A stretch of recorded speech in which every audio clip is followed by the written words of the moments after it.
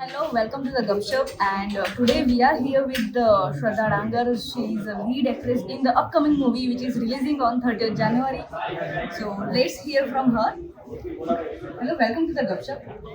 અને સૌથી પહેલાં તો ગપશપની કદાચ જો વાત કરીએ તો 30 જાન્યુઆરીએ તમારી અને આકાશ અલી બંને મૂવી ત્યાં કઈ ક્લેશ ચાલે છે કે ના યાર તમારી મૂવી સારી કરી છે મધુમાળી પણ આવે છે અને પાર્થિવ પણ આવે છે. બિલકુલ કોઈ એવા ઝઘડા ના થાય. આ તો ચલો આકાશ ઇઝ માય હસબન્ડ, બટ જેટલી પણ ગુજરાતી ફિલ્મો કદાચ જોડે આવતી હોય કે આગળ પાછળ આવતી હોય એ બધા જ એક્ટર્સ કે બધા જ લોકો ફેમિલી છે, રાઈટ? અમે ઈચ્છીએ છીએ કે જેટલી પણ ફિલ્મો આવે એ બધી ચાલે અને ચાલશે તો જ બધા માટે સારું છે. એટલે આપણી મોટો એ હોય છે કે આપણી ઇન્ડસ્ટ્રીની ફિલ્મો સારી બને, સારી રીતે પહોંચે અને લોકો સપોર્ટ કરે.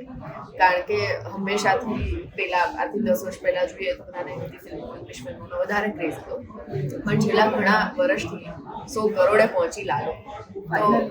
તો જો ફેમિલી બનીને ચાલીશું, બધાની ફિલ્મો પહોંચશે તો બધાને ફાયદો. તો આઈ રિયલી વોન્ટ કે ગુજરાતી ઓડિયન્સ જેટલી પણ ફિલ્મો આવી રહી છે આગળ પાછળ હોય કે જોડે હોય એનું ટ્રેલર જુઓ. ટ્રેલર પરથી તમને એવું લાગે કે ના મને આ ફિલ્મ જોવી છે, કોઈને બીજી ફિલ્મ બિંદાસ જોવા જાઓ, બધી જોવી છે તો વેલ એન્ડ ગુડ. પણ એવું કોઈ જ ફોર્સ નથી કે મારી ફિલ્મ જોવાની કે આમની ફિલ્મ જોવાની. તમને ગમે એટલે તમે જોઈ નાખો. તો જ્યારે વાત કરીએ પાર્થિવની, તો પાર્થિવમાં તમારું કેરેક્ટર બહુ અલગ છે, એના એક્સપ્રેશન્સ એવા છે અને કદાચ કહી શકાય કે બહુ સસ્પેન્સ, જોરદાર સસ્પેન્સ છે જ્યારે ટ્રેલરમાં જોઈએ ત્યારે. તો તમારો કેરેક્ટર કેવું છે જો આપણે વાત કરીએ કે અઘરી સસ્પેન્સ છે પણ કદાચ તમે એના વિશે થોડી ઇન્ફોર્મેશન આપવા માંગો? It's different. આના સિવાય તો શું બોલું? કંઈ જ બોલાયું નથી. It's different.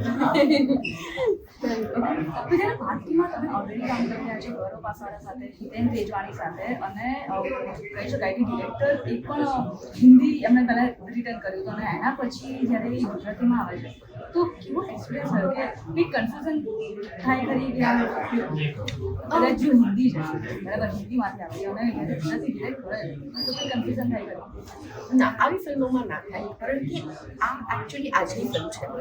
આ જ વસ્તુ જો કોઈ પીરિયડ ડ્રામા હોય, કોઈ હિસ્ટોરિકલ ફિલ્મ હોય કે ત્યાંનું ગુજરાતી કે કલ્ચર એ એકદમ એપ્ટ હોવું જોઈએ, એમાં કંઈ આગળ પાછળ ચાલે નહીં, તો કદાચ તમને સવાલો વધે કે વધારે ધ્યાન આપવું પડે.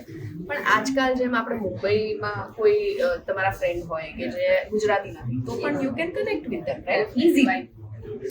તો સેમ જેમ બધા ડિરેક્ટર હોય એમ જ આ ડિરેક્ટર છે, જસ્ટ એ હિન્દીમાં વાત કરે છે, ગુજરાતીમાં વાત કરીએ છીએ અમે. અને સરસ રીતે હિન્દીનું ગુજરાતીમાં ટ્રાન્સલેશન થયું છે. છતાં પણ જો સવાલ હોય તો ડિરેક્ટર, આલાપ જે ગુજરાતી છે બધા જ છે, જે લોકો 3-3, 4-4 વર્ષથી ફિલ્મ પર કામ કરેલું છે, એટલે એવું એઝ સચ કોઈ જ કન્ફ્યુઝન નથી. ઓકે, જ્યારે વાત કરીએ સેટની, તમે ફિલ્મના શૂટિંગ વખતે જ્યારે હિતેન તેજવાની છે, તમે હમણાં જ વાત કરી કે બહુ ખાધું છે, બહુ ખવડાવ્યું છે અને સ્પેશિયલી તમે ખવડાવ્યું, શું ખવડાવ્યું? ખોટી વાત છે. મને ખાવાની વાતો પણ કરવા નહોતા દેતા અને હું એક જ વાર એક ડિઝર્ટ ઘરેથી બનાવીને લાવી હતી. એ મેં ફોર્સફુલી ખવડાવ્યું હતું કારણ કે પ્રોટીન ચોકલેટ મિલ્સ હતું, બાકી મને જમવાનું બનાવતું તો મને પણ નથી આવડતું. એટલે એમણે કીધું કે જમવાનું બનાવીને લાવતા, તો એક જ વાર એક નાની વસ્તુ લાવી હતી અને એ કોઈ જ એટલું ખાતા નથી. એટલે મારા માટે બહુ દુઃખદ વાત હતી કે સેટ પર કોઈ ખાવાની વાતો નહોતા કરતા, ખાતા નહોતા. એટલે હું કહી દઉં મેં એટલું બધું કોઈ ખવડાવ્યું નથી. બાકી બીજા બધા એવું કહે છે તમે ખાવાનું એટલે બનાવવાનું ક્યારથી આવડી ગયું? એક્ઝેક્ટલી. અને જો વાત કરીએ શૂટના લોકેશનની, લાઈક ઓબ્વિયસ ક્વેશ્ચન છે, લોકેશન કેવું લાગ્યું આ વખતે? બહુ સારું હતું અને કેરેક્ટરાઇઝેશન કેવું હતું? લોકેશન નોર્મલ હતા, બધા ઘરનું લોકેશન હતું. ગાંધીનગરમાં, અમદાવાદમાં પોલીસ સ્ટેશન હતું, રોડના સીન્સ હતા, બધું નોર્મલ લોકેશન હતા. ઓકે, તો ગામડાનું લોકેશન હવે તો મજા આવી. મજા તો બધામાં આવે, પેલું આઈ વોઝ જસ્ટ કિડિંગ કે આવી રીતે. પણ ફિલ્મ સારી હોય તો ક્યાંય પણ લઈ જાઓ, મજા. દર્શકોએ પાર્થિવ જો અગર જોવા જાય બરાબર, તો વન વર્ડ ફોર પાર્થિવ. Murder mystery, you have to solve it. Okay, thank you.